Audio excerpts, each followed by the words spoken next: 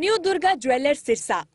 खारिया वाले प्रभुजी सोनी व पीली मंदोरी वाले सज्जन सोनी का भारत सरकार द्वारा मान्यता प्राप्त मशहूर hallmark jewellery showroom new Durga jewellers Parshuram Chowk Sirsa. अधिक जानकारी के लिए संपर्क करें 9813932001 या 9466697217।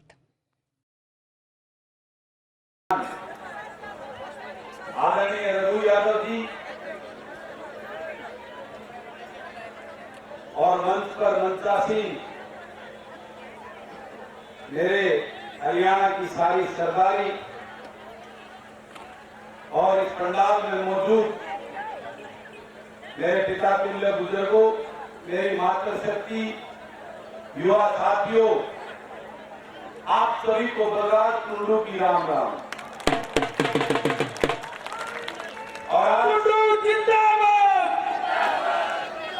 और आज महाशिवरात्रि है। मैं आप सबको महाशिवरात्रि की हार्दिक शुभकामनाएं और बधाई देता हूं।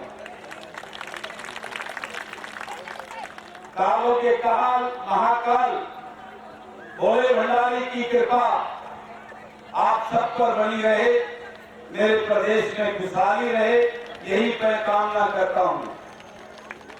और आज ये आपका जनसमूह यहां इतनी दूर पंचकुला में आज तक किसी राजनीतिक दल ने हिम्मत नहीं जुटाई यहां रैली करने की। और आज आपने अपने बेटे और भाई को हौसला आशीर्वाद देने के लिए जिस प्रकार से आज टाइम भी बहुत लग गया, सुबह धूल की वजह से आपको, और ये टेंट छोटा पड़ गया, उसके लिए मैं माफी चाहता हूं। कुर्सियां थोड़ी पड़ गई, आज इस टेंट जिसमें बैठे थे तो बाहर घूम रहे हैं, तो मैं उसके लिए आप सबसे माफी चाहता हूं। व्यवस्था में थोड़ी सी चूक रहेगी, लेकिन आपका जोश और आपका ये प्यार आशीर्वाद जो आपने मुझे यहाँ आकर दिया है, ये मेरे अंदर एक नई ऊर्जा और ताकत भरने का काम किया है। आज 24 दिन है, लगभग 670 किलोमीटर का सफर तय करके हम सब यहाँ पहुंचे हैं। पूरे हरियाणा में नागर चौधरी से लेकर और यहाँ पंचकुला तक पूरे हरियाणा में गांव-गांव में जब निकला आपका ये बेटा, ये भाई, तो स्वागत किया, आशीर्वाद दिया है। और इस सरकार, तानाशाह सरकार को तोड़ने का काम किया है। आज पूरे प्रदेश में पूर्ण रूप से विश्वास उठ चुका है इस तानाशाह सरकार के ऊपर से लोगों का। लोग एक नई किरण चाहते हैं राजनीति के अंदर, और जो माहौल मैं इस प्रदेश का देख कर आया हूं, मैं आपको बताना चाहता हूं कि नागर चौधरी से मैं चला था, हर गांव में, हर शहर में, हर कस्बे में मुझे युवा मिले झुंड के झुंड। वो कहते हैं बलराज भाई, हमारा भविष्य अंधकार में है, सरकार ने नौकरियां खत्म कर दी, सीईटी के नाम पर हमारे साथ खिलवाड़ किया जा रहा है। 4 साल में एक बार पेपर लिया और उसमें 5 तो 3.5 लाख कर दिए, लेकिन उसके लिए अगले टेस्ट के लिए मात्र 25-26 हजार को ही मौका मिलेगा। आज मेरे कल परसों झूठ बोलकर या पुलिस ज्वाइनिंग के लिए मेरे युवा बैठे थे साथी, सीएम का ओएसडी आया, उनको कहा हम कंडीशनल 15 दिन में ज्वाइनिंग करा देंगे, तुम जो घर चले जाओ, जब कोर्ट का फैसला होगा वो आपको मानना होगा ये कंडीशन करके, और उनको बहका फुसलाकर घर भेज दिया।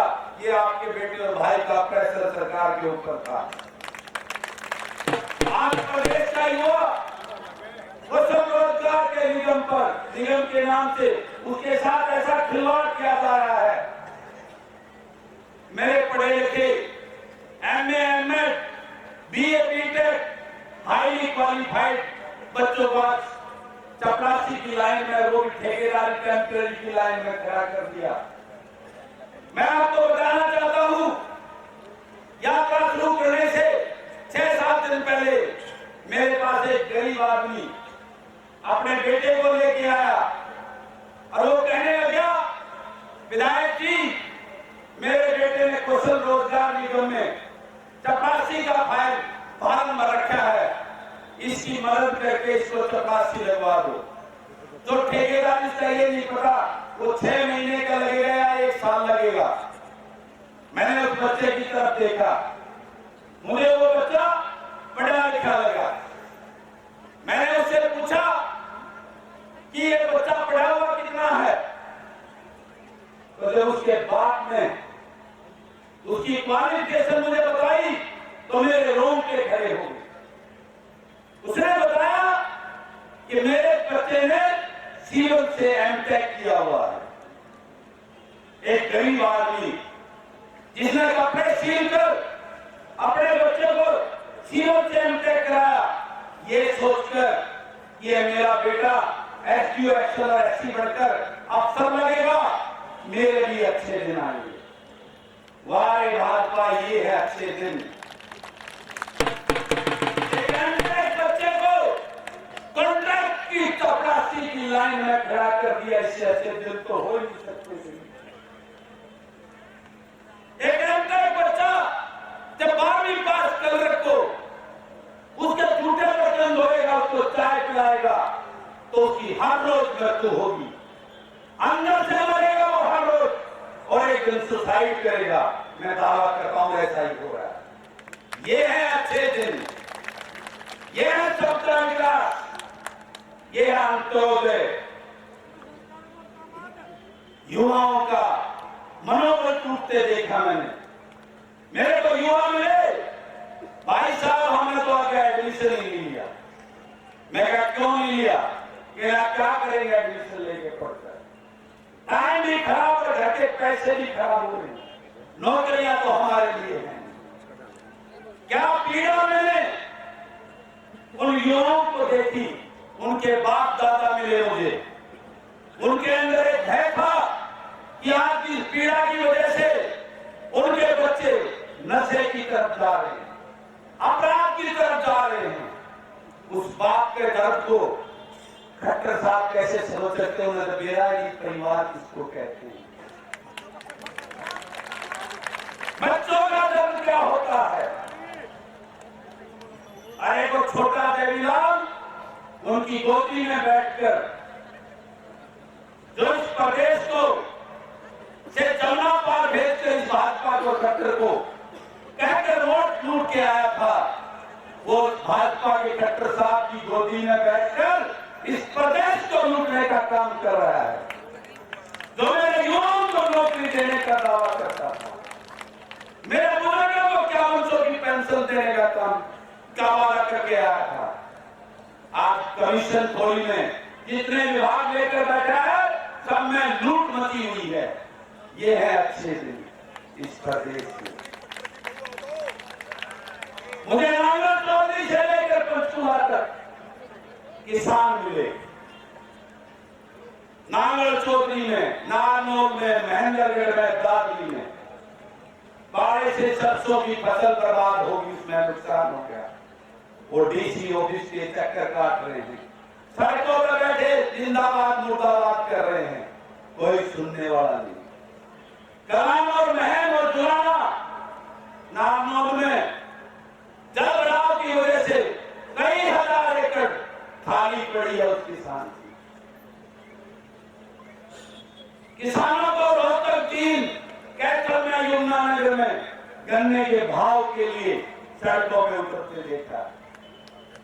कुरुक्षेत्र यमुनानगर में आलू की फसल जो 1 एकड़ में सिर्फ 12 से 15 हजार रुपए की आलू की फसल हो रही है, और उसको पैदा करने में एक किसान को 40 हजार रुपए से ज्यादा खर्चा आ रहा है।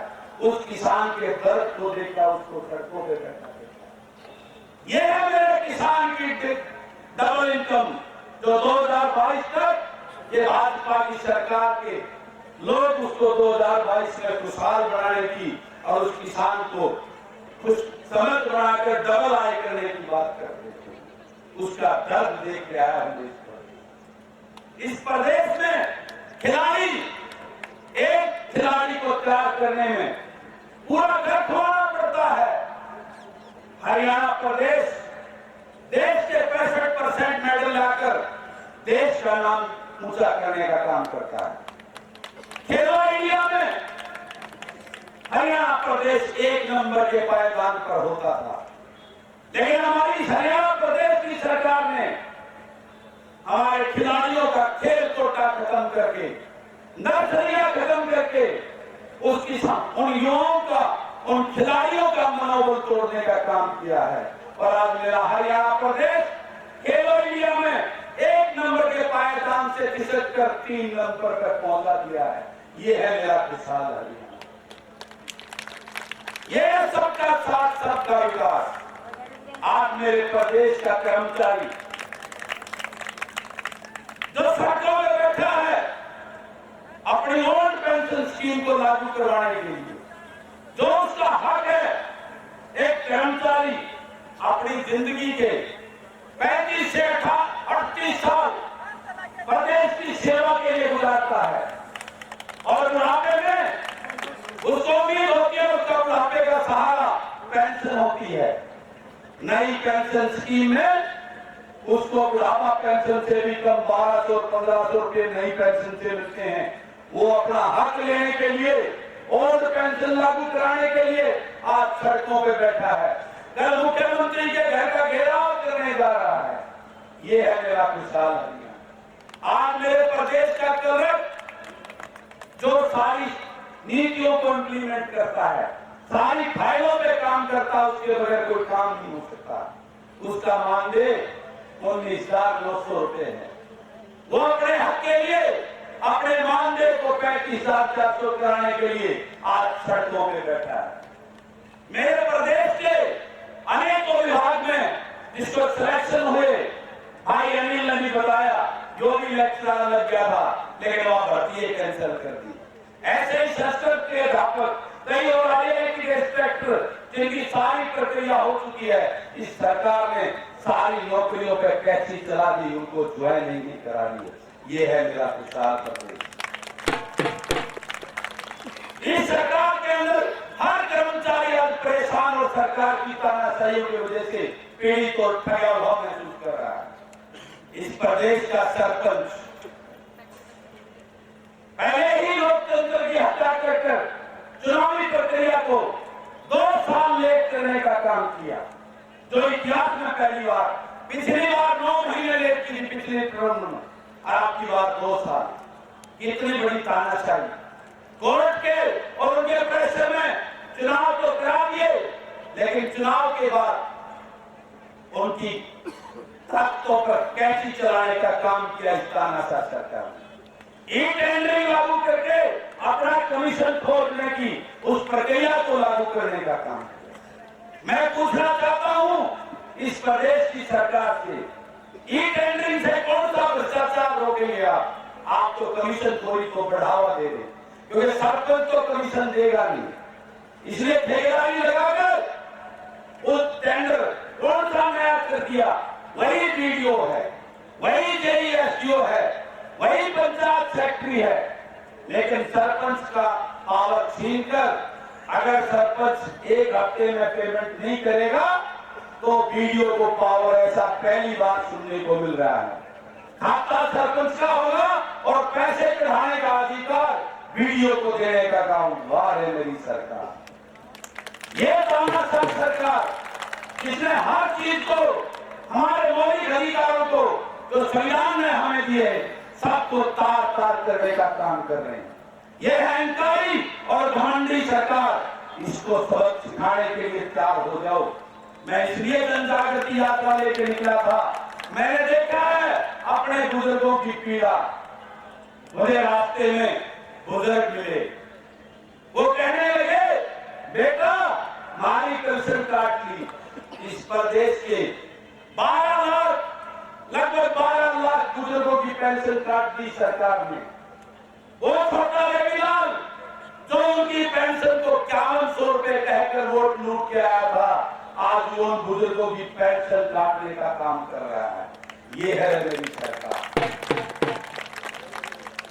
गरीब आदमी जिसको अंत्योदय तक उसको उठाने की बात करते थे, आज फैमिली आईडी के नाम पर जो इनकम का खेल खेला जा रहा है, उसमें उस गरीब आदमी के राशन कार्ड काट दिए गए।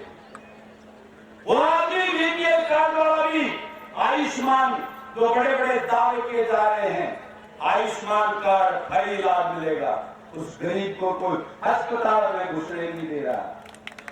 मेरे पास कई गरीबों के ज्ञापन मिले, मेरे पास रखे हुए हैं, तो अभी गवर्नर को दूंगा मैं, कैंसर से पीड़ित हैं, कोई अस्पताल की सुनने वाला नहीं, बीपीएल कार्ड और आयुष्मान लेके घूम रहे हैं, कोई सुनने वाला नहीं।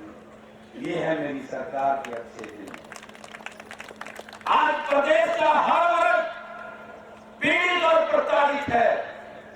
आज मैंने वहां से लेकर जो अपने हरियाणा प्रदेश के हर वर्ग के वो टीस और तकलीफ और जो आंसू देख के आया हूं, वो पीड़ा, वो टीस मेरे दिल में उठ रही है। और इस हरियाणा प्रदेश वालों से 10 डिस्ट्रिक्ट से होकर आया हूं मैं सबसे कह के आया हूं, ऐ भोले लोगों, अब तो जागो, इस दुष्ट तानाशाह सरकार को आपको बचाना होगा। आपको इनको जिस प्रकार से इन्होंने हमारे बच्चों को बेरोजगार कर दिया, इनकी जमानतें जब्त करके इनको बेरोजगार करने का काम करना होगा आपको।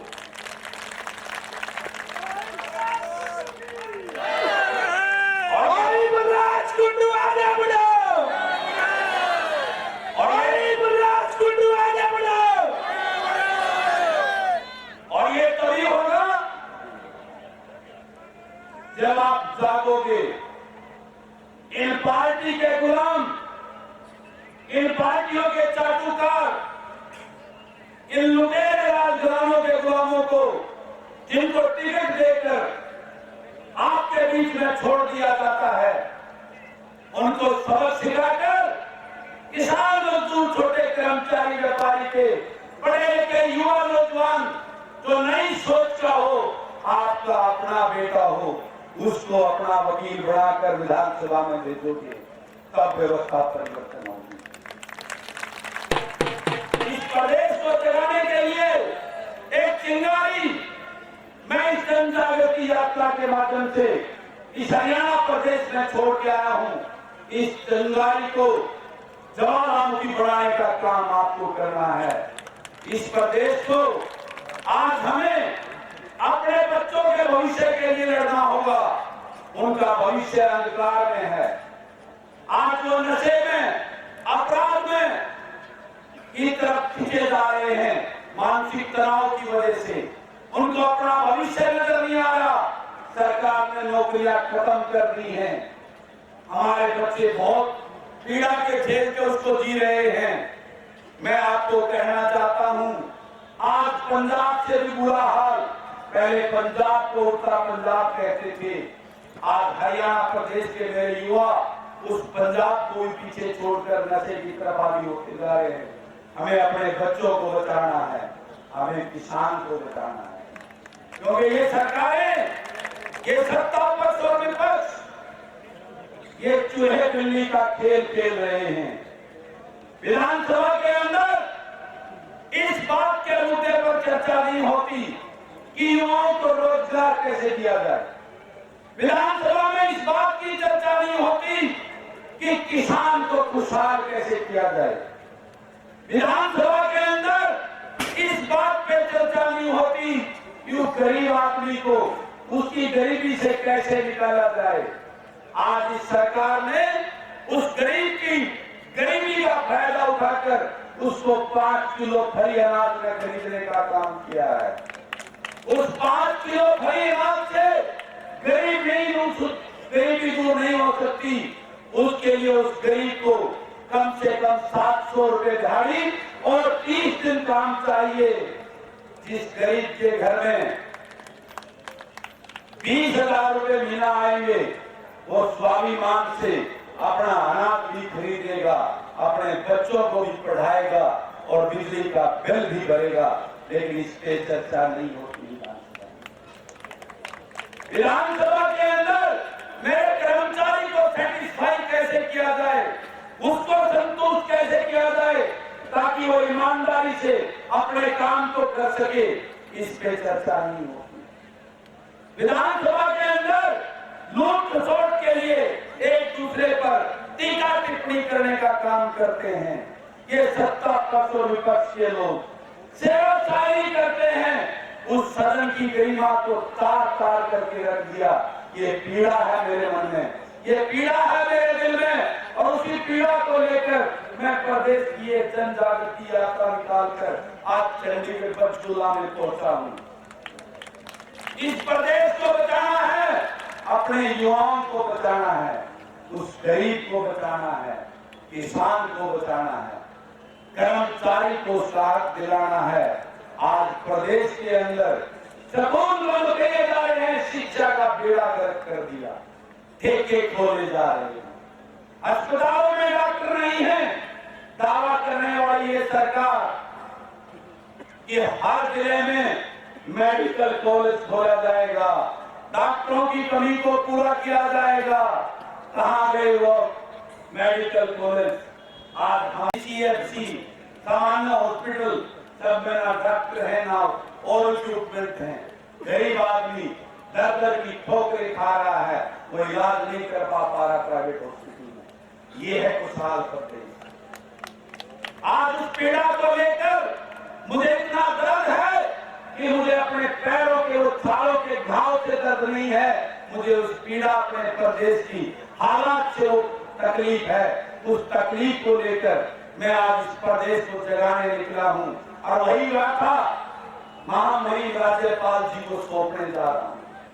और आप सबने जो यहाँ आकर मेरा जोश हौसला और जो मुझे ताकत दी है, उसके लिए मैं आप सबका दिल की गहराइयों से आभार व्यक्त करता हूं। और आपको एक बात कहना चाहता हूं, ये शुरुआत है, ये शुरुआत है, आगाज है। अभी तो लड़ाई शुरू हुई है।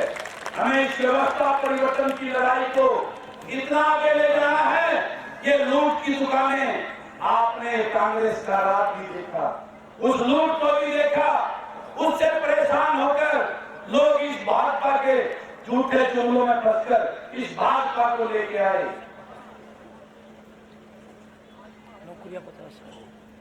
इस भाजपा को लेके आए और भाजपा का हाल आपने देखा। और अब ये तीसरी टर्म, इसमें गठबंधन जेजेपी के साथ मिलकर आज इस प्रदेश को दोनों हाथों से लूटा जा रहा है।